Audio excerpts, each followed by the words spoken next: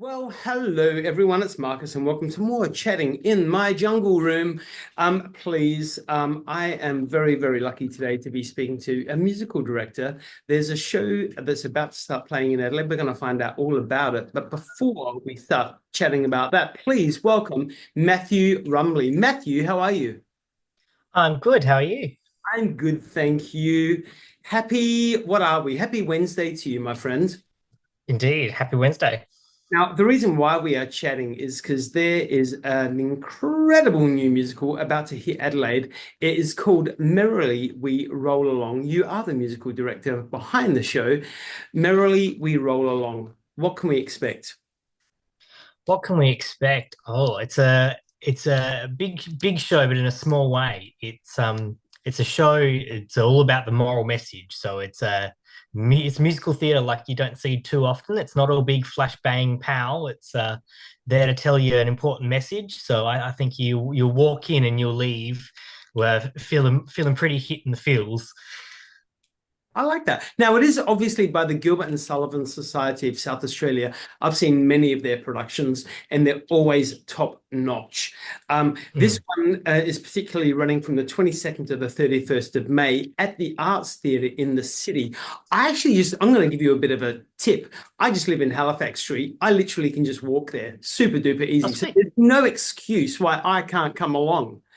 Um, so yeah, 22nd to the 31st of May at the Arts Theatre. Merrily We Roll Along. Is this the first time the Gilbert and Sullivan Society of South Australia have produced this musical?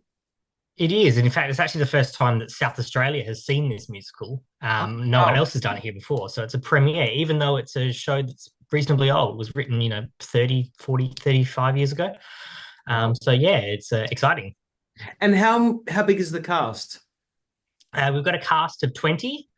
So we've got a small group of leads, and then we've got a nice ensemble that fill out the show and, help narrate and help the audience on their journey of where and when we are in time. So yeah.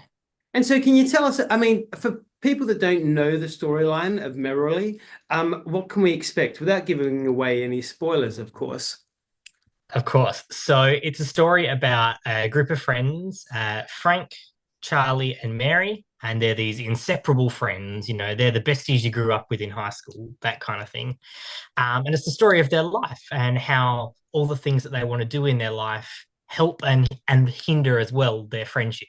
So you see them, struggle to become these, amazing creative writers and composers and whatnot, and struggle through the world, and that really tighten their bond of friendship. And then, then doors open that are not open to all of them, and things start to fracture, and all of this happens. And it's how can these friends heal, and what happens when someone else comes in, and this story of how do friendships cope with life, because life happens.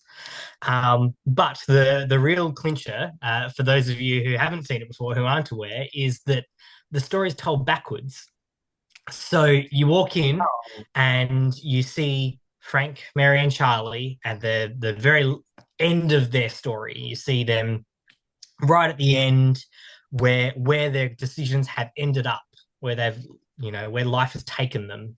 And then we go, every scene we jump forwards a couple of years, and or backwards in time a couple of years, I should say. So we go back when they're a little bit younger, and we see what decisions and what things did they do and what things did they say to each other that led them to do what you've just seen in the scene before.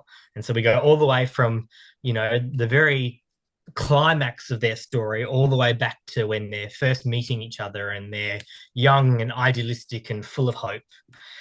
So it's a really, really heart-wrenching story to see told that way. All right, I'm going to put you on the spot now, Matthew, because I mean, like Okay. you've taken me there. If you saw how your life has ended up, way down the track, what is one thing that you would change that you have done that you know of so far? Oh, that's a hard question. I know, right? I asked the big ones. Yes, you certainly do. Things that I'd changed that I've done already so that my life would be better in the future. I think I'd like to, it sounds very cliche, but stop and smell the roses a bit more. I think that uh, I do a lot of things that I love, theatre being one of them, but I think I sometimes I do a little too much of it, and I get very busy and excited and very focused on it all happening. I think occasionally it's worth it just to take a step back and really remind myself why I love doing it, so that when I do it, I'm in a better place while I'm doing it, and I can enjoy doing it a lot more and enjoy the process of hanging out with other people who like doing the same things and all that kind of stuff, rather than just being so focused on the get it done. I like it. Yeah, And you know what? If you can't smell the roses, just go out and buy another plant like I do. absolutely. Same, but different. Same, but different. Hey, let's do some name dropping. Who are the stars of the show? Okay, who are the stars? Okay, so we've got our leading man, Frank Shepard. He's played by Nick Monday, who has done a lot of theatre and a lot of cabaret before. So he'd be a familiar face to plenty of audiences. Um, but I think that this role is going to be a bit of a shocker for people who've seen him before. I think that he's going to take things to new levels. Wow. And then alongside him, we've got Mary Flynn, who's played by Serena Can, who is just phenomenal. Gosh, she's just an amazing actress and an amazing singer. And yeah, just I don't think audiences are ready for how awesome she is. And then we've got Charles Kringus, the funny man of the three, the funny friend. He's played by Dion Martino Williams.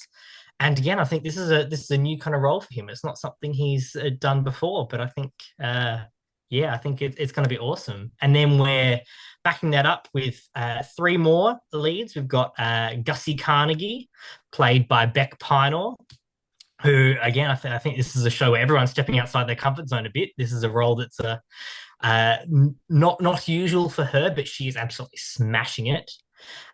We've got Beth Spencer, played by Danielle Greaves, who is phenomenal and makes me cry every time we get to her songs. And then we have finally Joe Josephson, who's played by Ryan Ritchie, who's just delivering it phenomenally. They're all amazing people. And then we've got an ensemble of, some real heavyweights, some really awesome people. We've got, I think, 16 of them. It's huge. You mentioned obviously the word song just then, but is there, and I'm sure you've got an attachment with every single one so far, and each one's a little star in its own moment, but is there a performance during the show that just really gets you and is like, wow, that is the one? Oh, yes and no. Lots of them are like that, all for different reasons. There is a couple of highlights though. So Franklin Shepard Inc., which is pretty early on in the show, is Charlie's big number, and it's a traditional Sondheim patter song. It's just nuts, and I think it'll start and you'll just be on the edge of your seat until the end, and you won't know what happened. He's just fantastic. There's Not a Day Goes By, which is the song that Beth sings about her relationship with Frank, and that is a tearjerker, and I think it's became a bit of a popular song, I think, in its own right when it came out. And then, I think Mary's Now You Know is just delivered perfectly. I think it's not the traditional song you might consider the show-stopping number, but I think when you listen to it, her voice is just so top-notch. It's just she delivers it with such technical mastery that I think that you just fall into it. And I think most of the performances like that, you fall into watching it and you just forget about the fact that these guys are actors doing it. And it's an amazing show. Matthew, you are really selling this show. I'm just calling it. All right. I'm getting actually excited to see it. I'm getting excited. So what stage is the show at? Is it still in rehearsal process at the moment? Yeah, so it's still in rehearsals. We're up to the point of just running the show again and again and again and making little tweaks and things and to make it run all smoothly. And we're starting to do things like add the costumes and add the set and, and so it's all coming together. That last minute panic to make sure it all looks as slick as it possibly can before we move into the theatre. Yay. And then all the reviews start to happen. And then all the reviews start to happen. Here I come. Hey, so let's make it about you for a second, personally about you. How long have you been associated with the Gilbert and Sullivan Society of South Australia? So I've been doing shows with them since I was about 16. I started out playing in the orchestra pit with them for a couple of shows. So I've played a few instruments down there. And then I helped out as a rehearsal pianist for another musical director on Avita back in 2021. And then I did a bit of musical directing for a few other companies around Adelaide. And now I'm back at GNS and really enjoying my time there. Fabulous. They are such a great production. And like I said, I've Yeah. many, many of their shows, and they're always top notch, always good fun. And it's just always such a welcoming space to walk into when you go to the Arts Theatre to start with. But walking into one of the Gilbert and Sullivan Society's productions is always just a beautiful experience that I always walk away with feeling great. So thank you to you, and thank you to them as well. Mm. Yeah, Now, pretty awesome.